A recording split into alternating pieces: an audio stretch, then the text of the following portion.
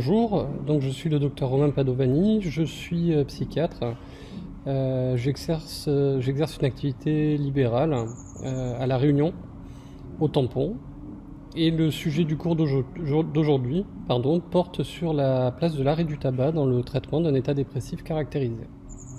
Les objectifs du cours sont de connaître les recommandations françaises concernant le tabac chez les personnes souffrant de dépression. Ensuite, de connaître l'efficacité de l'arrêt de l'utilisation du tabac dans le traitement d'un épisode dépressif majeur. Et enfin, savoir appliquer ces connaissances en pratique clinique.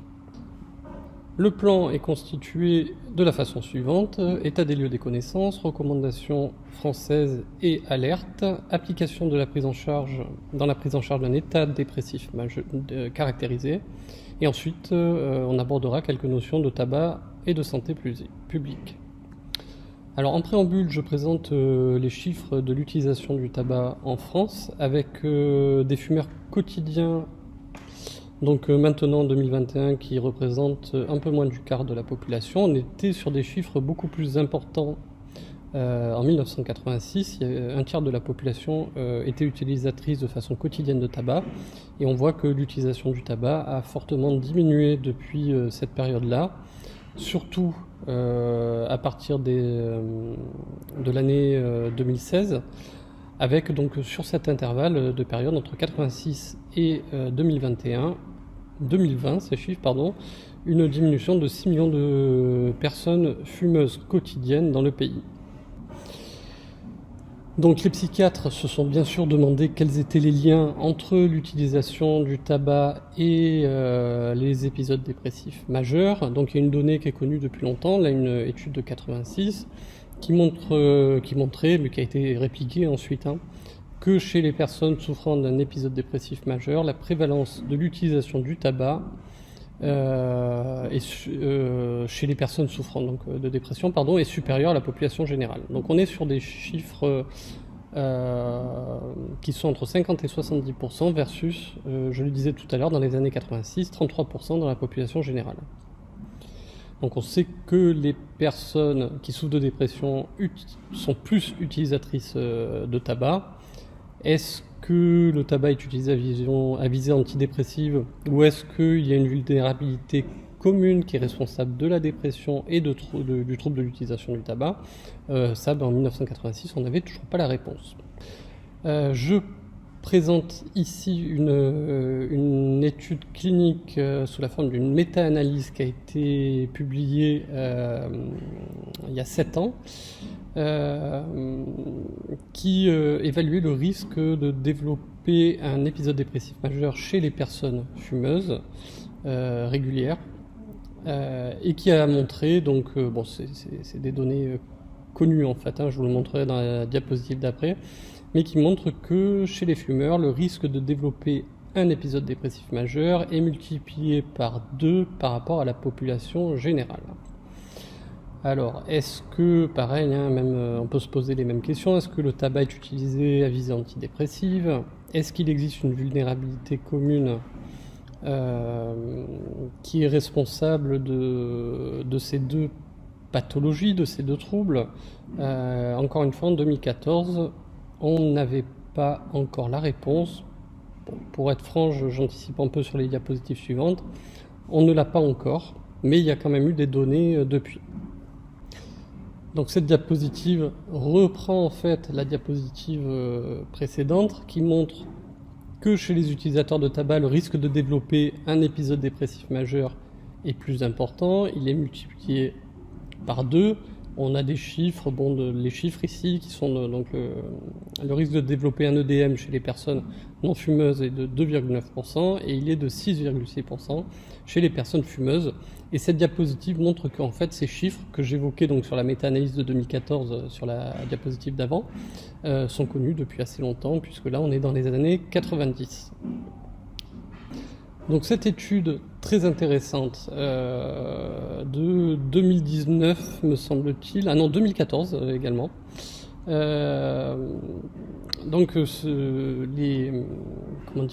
chercheurs se sont posé la question de façon légitime, est-ce que l'utilisation du tabac est à lui seul, peut être à lui seul responsable du développement d'une dépression plus tard après l'utilisation du tabac.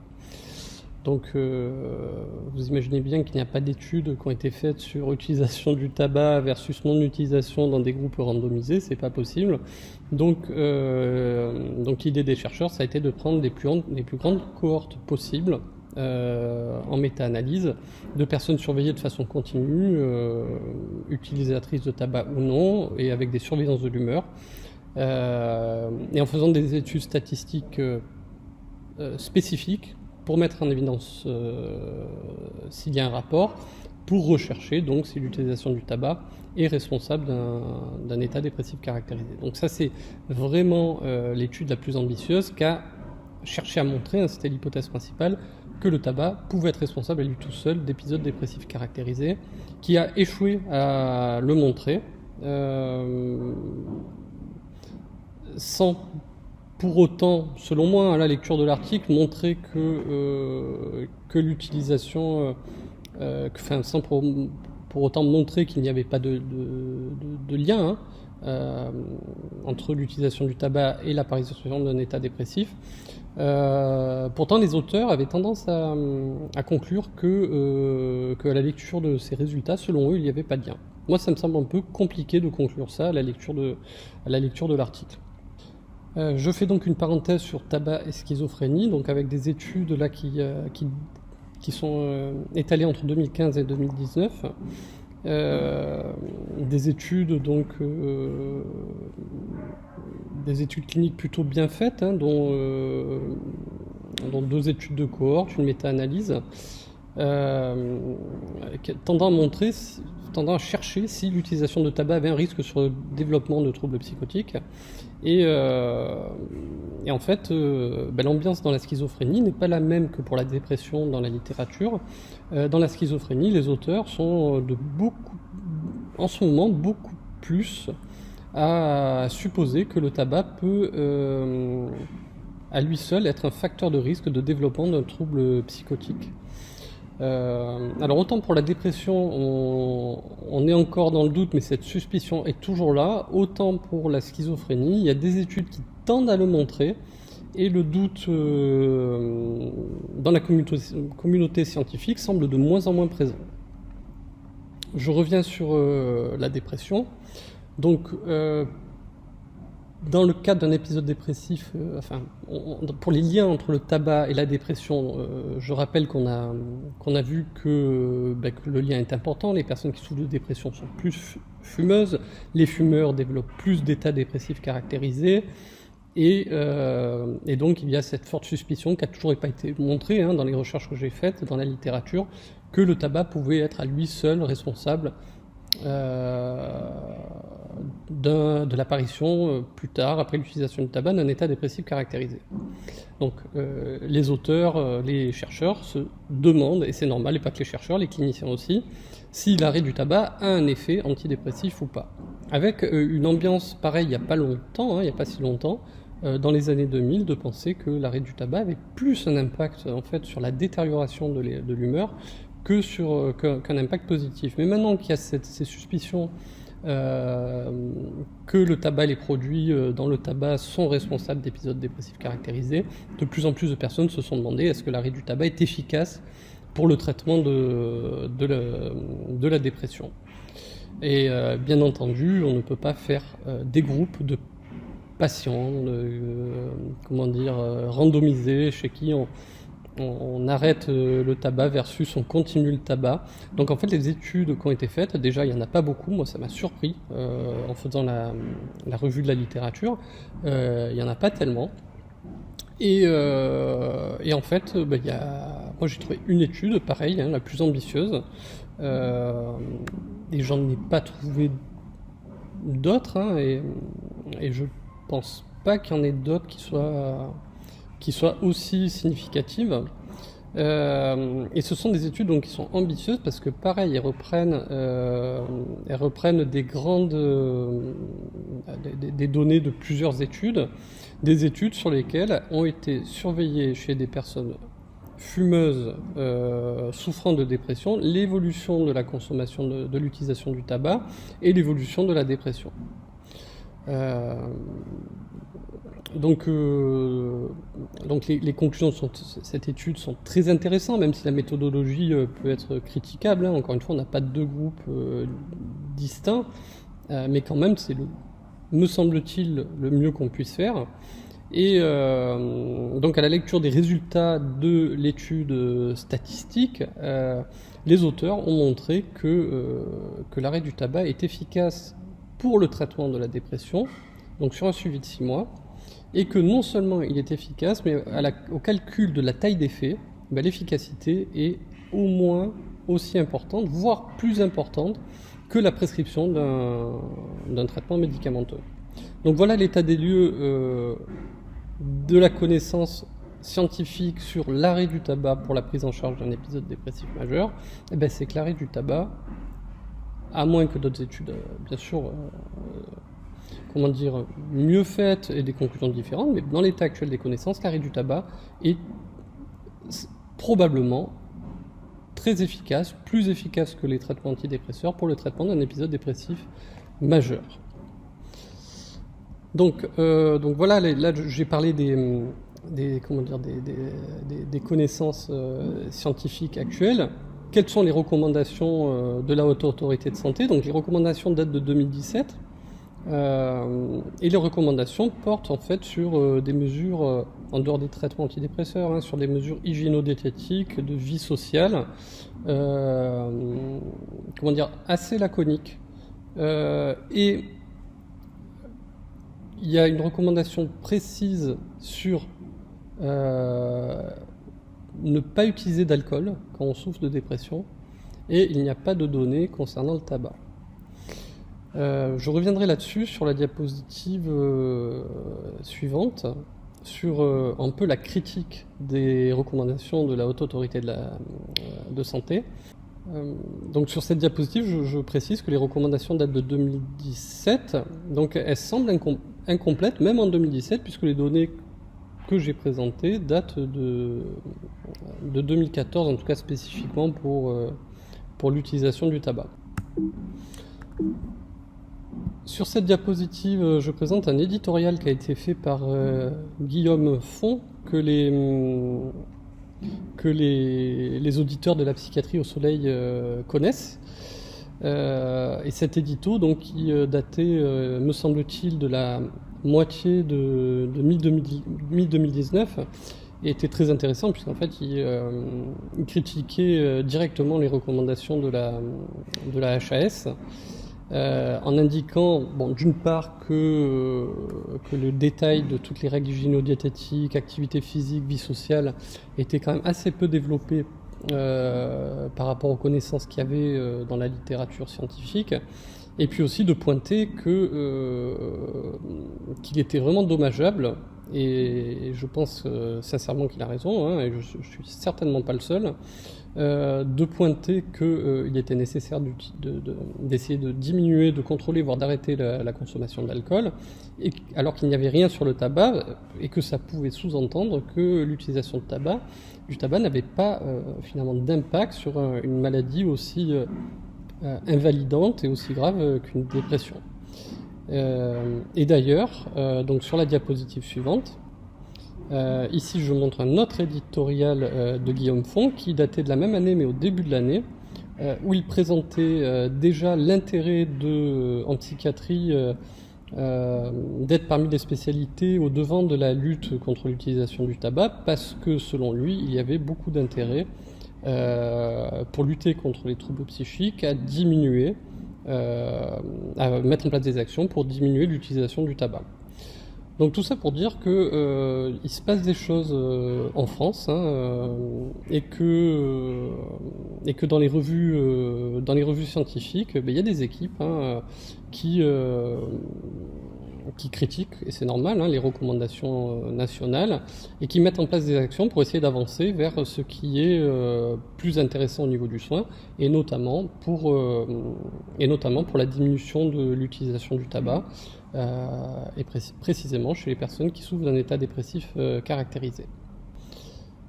Alors, sur cette diapositive, moi ça m'a semblé important de reprendre cette étude parce que, bon, on peut dire que comment dire, que l'accompagnement pour la diminution et l'arrêt du tabac est efficace pour traiter un épisode dépressif majeur. Mais est-ce que les outils d'accompagnement pour la réduction de l'utilisation du tabac et l'arrêt de l'utilisation du tabac sont efficaces chez les personnes qui souffrent de dépression? Ben oui, plusieurs études le prouvent, notamment une revue Cochrane qui s'apparente, vous le savez, à une méta-analyse et qui montre que les différentes modalités d'intervention efficaces pour diminuer l'utilisation du tabac et arrêter l'utilisation du tabac dans la population générale sont efficaces également chez les personnes qui souffrent de dépression. C'est une étude qui montre également que chez les personnes qui souffrent de dépression, il peut y avoir une efficacité plus importante de l'utilisation du bupropion pour traiter le trouble de l'utilisation du tabac, et qui montre aussi que l'association à des mesures spécifiques de traitement de la dépression, comme des psychothérapies, augmente l'efficacité des programmes de réduction de l'utilisation du tabac. Donc les programmes, les outils de maîtrise, de diminution de l'utilisation du tabac et d'arrêt du tabac sont efficaces chez les personnes qui souffrent de dépression. Vous avez compris que le psychiatre, au vu des connaissances actuelles, peut être amené à conseiller aux personnes dont il s'occupe de diminuer, de contrôler l'utilisation du tabac. Ça peut être intéressant aussi de donner aux patients à qui on conseille de diminuer ou d'arrêter le tabac, de donner des informations sur les impacts en termes de santé physique. Donc ce qu'il faut savoir, c'est que 2 fumeurs réguliers sur 3 meurent de leur consommation de tabac. Ce qui me semble intéressant aussi, c'est que le fait de doubler la durée de la consommation de tabac multiplie par 20 le risque de souffrir d'une tumeur maligne des bronches ou des poumons. Autre paramètre intéressant, fumer une cigarette par jour augmente le risque d'infarctus aigu du myocarde de 57% chez la femme et de 48% chez l'homme. Donc même les consommations faibles sont extrêmement dangereuses. Je reprendrai dans la dernière diapositive les références qui sont en lien avec ces affirmations. Et puis surtout, effet sur la mortalité et l'espérance de vie de l'arrêt du tabac. Donc le tabac quotidien, c'est une perte de 8 ans d'années de vie. Et je présente cette étude très célèbre de 2004 sur l'effet sur l'espérance de vie de l'arrêt de l'utilisation du tabac. Et donc qui a montré, et puis c'est une étude qui fait consensus, qui a montré que l'arrêt du tabac avant 45 ans a un effet très important sur l'espérance de vie. Rapidement, les personnes qui arrêtent l'utilisation du tabac avant 45 ans ont une espérance de vie qui rejoint l'espérance de vie de la population non fumeuse. Après 55 ans, il y a un grand bénéfice lié à l'arrêt du tabac, mais le bénéfice est moindre et finalement l'espérance de vie ne rejoint pas l'espérance de vie des personnes qui ne sont pas fumeuses. Donc ce qu'on peut retenir de cette étude, c'est ce que maintenant présentent beaucoup de médecins et la plupart des addictologues, c'est qu'il y a toujours un intérêt à arrêter l'utilisation du tabac, mais que l'intérêt à arrêter cette utilisation est plus important, nettement plus important avant l'âge de 45 ans. Alors, de ce court enseignement avec cette revue de la littérature précise, je dirais qu'il faut retenir les choses suivantes. D'abord que les données actuelles sont en faveur d'une efficacité significative de l'arrêt du tabac dans la prise en charge thérapeutique d'un épisode dépressif majeur, et que le niveau d'efficacité est au moins équivalent à celui des traitements médicamenteux antidépresseurs.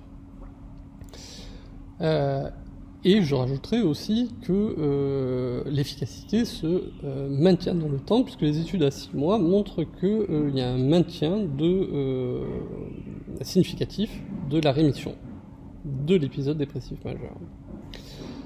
Ce qu'on peut retenir, c'est que, à tort, les recommandations françaises actuelles ne donnent pas de consignes vis-à-vis du tabac dans la prise en charge de l'épisode dépressif majeur, ce qui sous-entendrait que le tabac n'a pas d'impact.